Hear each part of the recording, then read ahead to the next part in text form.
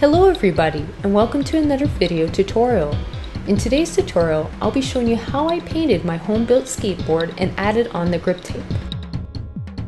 Before beginning the painting process, I did a rough sketch of the design while the trucks were still in place.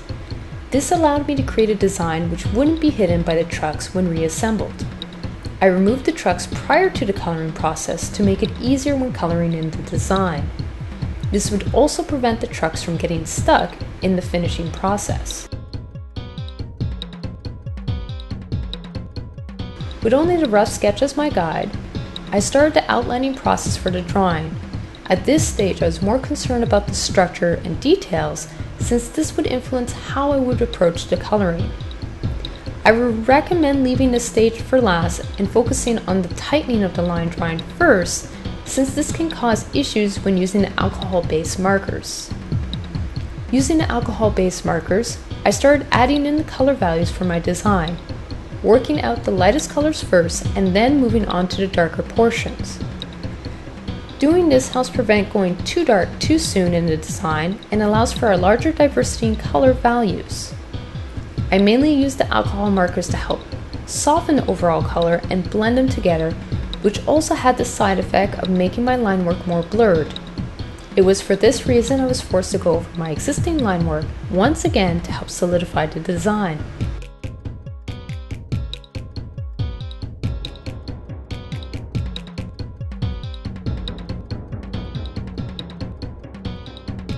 Once the coloring was completed, it was now time to seal everything up. I made the mistake of using the same glue as that which was used to assemble the veneer, and is something I would highly discourage. If you want to properly seal up your board, I would highly recommend using a lacquer finish since the glue has a tendency to re-liquefy when wet. This occurred even though the glue was rated as being waterproof, so make sure to test the glue thoroughly if you do decide to use glue instead. Once everything was dry, it was now time to add the grip tape to make skateboarding more stable. After removing the protective adhesive layer, I used this to press the grip tape into place. Using this sheet protects the hands from the rough surface and is essential unless you want to remove your fingertips for the next couple of days. Using any solid ledge at my disposal, I rubbed in the edges so I would have a guide when cutting off the excess.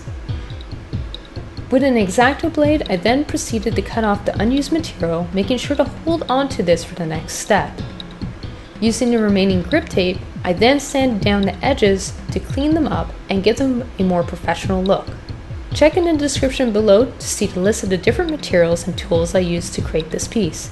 If you like this video, please click on the like button and subscribe to see any future building projects as well as my illustration works. Until then, I hope you guys enjoyed this video tutorial and I look forward to seeing you guys soon. Thank you and take care.